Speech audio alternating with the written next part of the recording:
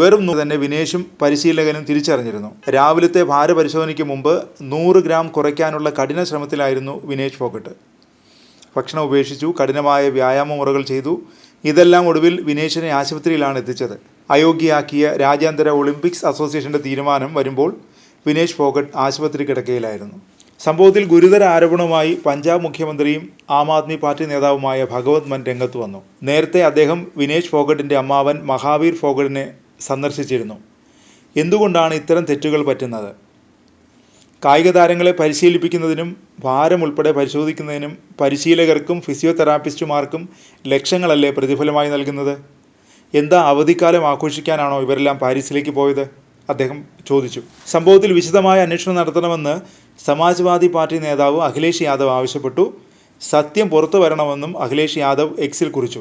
ഗുസ്തി താരം വിജേന്ദർ സിംഗ് വിനേഷ് ഫോഗട്ടിൻ്റെ അയോഗ്യതയിൽ ഗൂഢാലോചന ആരോപിച്ചു. ഇന്ത്യക്കെതിരായി വലിയ ഗൂഢാലോചനയാണ് നടന്നിരിക്കുന്നത്. അഭിനന്ദനം അർഹിക്കുന്ന പ്രകടനമായിരുന്നു വിനേഷിൻ്റേത്. ചില ആളുകൾക്ക് അതത്ര ലഭിച്ചിട്ടില്ല. നമുക്കൊരു രാത്രി കൊണ്ട് 4-6 കിലോ കുറയ്ക്കാൻ സാധിക്കും. അപ്പോൾ പിന്നെ 100 ഗ്രാമൊക്കെ എന്ത് പ്രശ്നമാണുള്ളത്? വിജേന്ദർ പറഞ്ഞു. ആരോ ഒരാൾ അവരെ അയോഗ്യയാക്കാൻ നീക്കം നടത്തിയിട്ടുണ്ടാവും. വിനേഷിന് 100 ഗ്രാം കൂടി കുറയ്ക്കാൻ അവസരം നൽകേണ്ടതായിരുന്നു. ഒളിമ്പിക്സിൽ മത്സരിച്ചപ്പോഴൊന്നും ഇങ്ങനൊരു സംഭവം ഞാൻ കണ്ടിട്ടില്ല, വിജേന്ദർ പറഞ്ഞു. വിനേഷ് ഫോഗട്ടിനെ അയോഗ്യയാക്കിയതിൽ കടുത്ത നിരാശയെന്ന് ശശി തരൂർ MP പറഞ്ഞു. കോച്ചിന് വീഴ്ച വന്നിട്ടുണ്ടോ എന്നും പരിശോധിക്കണമെന്നും അദ്ദേഹം ആവശ്യപ്പെട്ടു. അങ്ങനെ രാജ്യം മുഴുവൻ വലിയ നിരാശയിലാണ്. പരിക്ക് മൂലം മത്സരിക്കുന്നില്ലെന്ന് വിനേഷ് ഫോഗട്ട് തീരുമാനിച്ചിരുന്നു.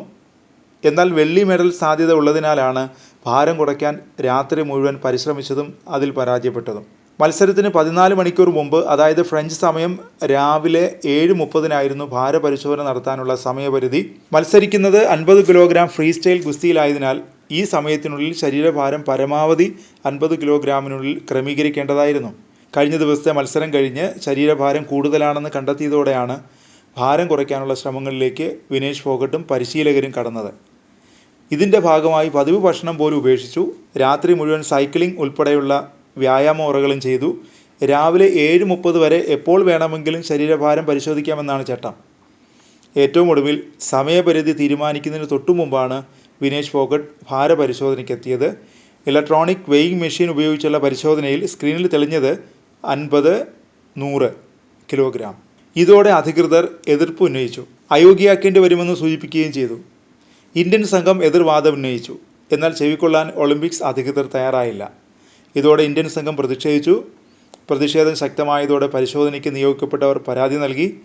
പിന്നീട് പ്രതിഷേധവും പരാതിയുമായി സംഭവം വിവാദമായി വളർന്നു.